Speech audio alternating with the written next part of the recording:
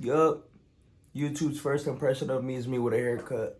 Great start. Hey, what's going on, everybody? My name is Jonathan Molina, and I'm actually a recent graduate from the University of South Carolina with my Bachelor's of Arts in Psychology, and I'm a newly commissioned second lieutenant in the United States Air Force. So before anything, I actually want to clear the air on why I'm actually outside of Regs, or I'm out of Regs right now. Regs is something, if you haven't heard before, it stands for regulations. It's just a shortened way to say it. You hear a lot of military people say that often. And regulations basically are like strict guidelines or books that just tell you how to do everything. There are regs for almost everything. They tell you how to wear your uniform correctly. They tell you what proper shaving guidelines you have to be in, or how long your hair has to be. Like, for example, with the Air Force, we have specifically the AFI 36-2903. That's the dress and appearance AFI. So basically that's the regs that we refer to for when we have to be in standards. So right now I am wearing a beard right now, and my hair, I'm pretty sure it's out of regs, is because I'm not actually in uniform. Where you're not in uniform, you don't have to be in regs. So back to the example with the Air Force having the 36-2903 or the dress and appearance AFI. You cannot have a beard unless you have a shaving waiver for religious reasons or for a medical reason. And your hair for males has to be 2.5 inches bulk at most. My personal reference or my personal guideline for that is, if you feel like your hair looks out of regs, or it looks like your hair might be out of regs, it's probably better to shave a few inches or a few half of inches off, just to make sure you're in the clear. Also, in the Air Force, we cannot wear earrings in uniform either. So yeah, if someone were to catch me like this right now, fresh off a haircut, in uniform, yeah, it's gonna be a very bad day. Actually, right now, I'm in what's called a pre-activation period. So I recently commissioned, and I am considered an officer. I am considered a second lieutenant in the United States Air Force since my commissioning ceremony in May, but I have not EAD'd yet, or I've not entered active duty yet. So the period between me commissioning and entering active duty is what's called pre-activation period. And essentially, it's just really just being in a limbo state, like just doing whatever, well, not whatever I want necessarily, because, for example, if I get a parking ticket or a speeding ticket or a violation or anything like that, I still have to report back to my detachment commander at the University of South Carolina. So obviously I can't just do whatever. So yeah, honestly, I'm in a chilling limbo state right now. Right now, I'm just working, trying to save up some money for when I do AAD or when I do enter active duty, and I'm gonna be going to Florida for training, but that's not gonna be until 2026 actually. So yeah, of course, if I had to be in uniform for any reason, I still have to be in regs. That is an expectation of me, but since I don't have to be in uniform right now, and I'm kind of in this limbo state where nothing's required of me as of this moment, I'm chilling. All right, so now for the good part. Manyan. No, for real though, money. All right, the reason I was able to get, by the title of this video, $25,000 from doing Air Force ROTC is from what is called the Career Starter Loan.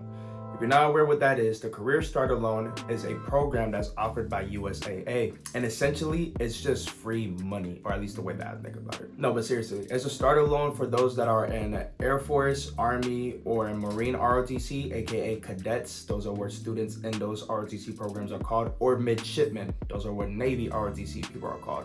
They're offered to cadets and midshipmen through ROTC, as well as through OCS and OTS, or Officer Candidate School / Officer Training School.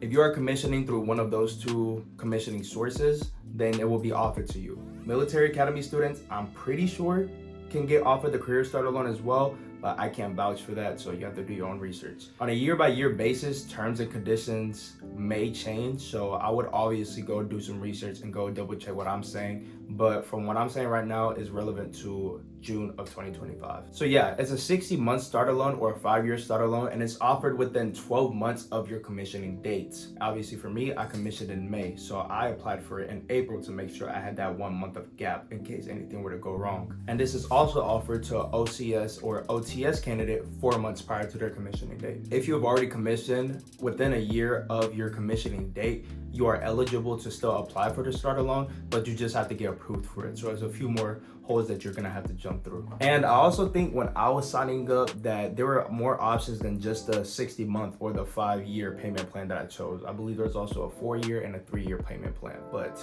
I was not fond of those for my own personal reasons, so I went to 60 months, so you'll have to check for yourself. And one of the best parts about it is that the first payment is delayed until 6 months after your commissioning date. So for example, for me, I commissioned in May, so I don't have to worry about paying for this or starting to pay for this Career Starter Loan back until November of 2025. And another great part about it is that the interest rate is only 2.99%, so a very low percentage rate. And if you're a military academy cadet, I believe it is lower. Once again, you're gonna have to go check for them. So yeah, for us ROTC cadets, I can speak on for sure, $25,000, 2.99%, 6 months after you have to start your payment, and you can order it or you can apply for it within 1 year for commissioning date. It's pretty gas, I don't know. So yeah, no, I legitimately, when I signed up for it, I got $25,000 in my USAA banking account that I created with them, just like that. Like, I think it took less than a week from when I applied for it for me to receive the money. So it was a very quick turnaround process.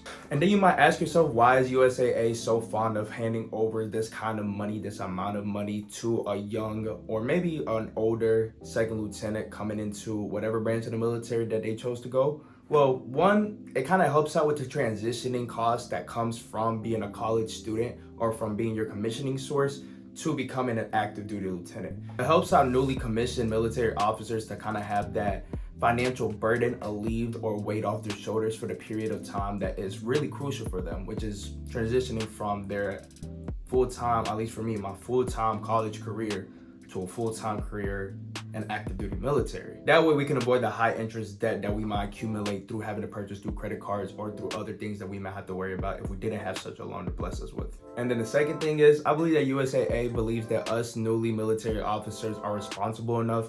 But on top of that, they know that we also get paid enough with our military officer pay grades to be able to pay back this loan, especially on time. Plus, man, college is expensive, especially nowadays. So imagine moving from like a small town to moving to like a big name city.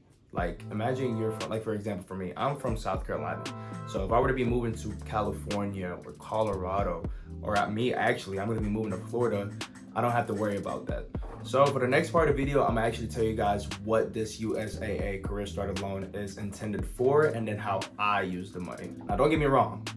I'm thinking probably what you are. There's a lot that you can do with $25,000 just free in your bank.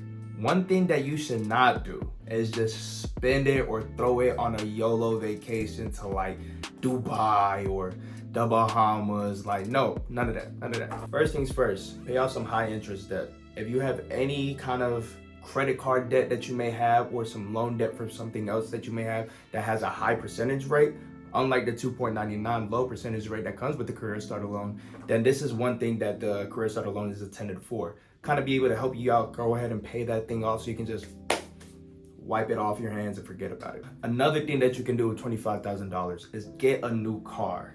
No, not a Corvette. No, not a Lamborghini or a Jeep or the new BMW M4 Comp, even though it's clean. No, that's not what you use your money for. Tell me why my phone ran out of storage in the middle of this recording. That is crazy. Okay, all right, running it back. My general advice for anybody that's getting a new car anyways, even if it wasn't for this Career Starter Loan use, is to buy for a car in full. A nice pre-owned one that has a few mileage on it, not nothing crazy, but something reasonable, and then you'll be able to pay for it in full. That is what you can do with a new car. For example, if your mom or your dad got you a car in middle school or high school or something, you've been using it throughout your 4 years of college, it's freshman year, and it's already ran down to the ground at this point, you should probably get a new car. Especially if you're about to be going to things like New Mexico or, I don't know, Arizona or anywhere like that. You might want to use a new car just because it might be more useful for you as an investment in the long term. All right, the third thing that you can use the $25,000 for is to fund an emergency fund account. Obviously, I'm not a finance guru, I'm just coming out of college, but I think we can all reasonably agree that having an emergency funds account is going to be an absolute necessity, arguably, for the future. Now, the reason why you want to use the $25K to build an emergency funds account is because you kind of have that buffer. You don't have to start from scratch. And especially in the military, it's a pretty secure job already as it is. Like, for example, if you look at the military drop rate during COVID times, a time where everybody was getting laid off and a lot of times job security was not its best, the military still held high with its percentage rate for employment. So you don't have to necessarily worry about job security when it comes to the military. So therefore, I would even argue that you needed the most to build an emergency fund account, let alone if you're a single second lieutenant in the United States Air Force or in the United States military in general. All right, man, for the second time within one recording session, my storage is full. Yeah, no, that's the first thing I'm gonna do after this video. Jesus Christ. Okay, so where were we? So yeah, overall, having an emergency funds account is just really nice for having, you know, that state of mind, that state of peace you have in case an emergency pops up. If medical expenses come up, if your car breaks down, if some appliances break suddenly and you need to get that fixed immediately, having that emergency funds account is just a great way of having a peace of mind, knowing that you have the funds in case something were to happen. And you can't put a price on that, honestly. All right, so for the third time, actually, my phone storage is saying that it's full. So I'm actually gonna cut the video short today just because I need to go clear up my storage, clearly. So thank you guys for watching. If you watched this far, I really do appreciate it. If you have any comments, questions, or concerns, drop them down in the comment section below. If you would like to know what I did with my $25,000, I will let you guys know if you want that in the next video or not. And overall, thank you guys for watching. Drop a like, drop a subscribe for me, and I'll see you guys next time. Peace.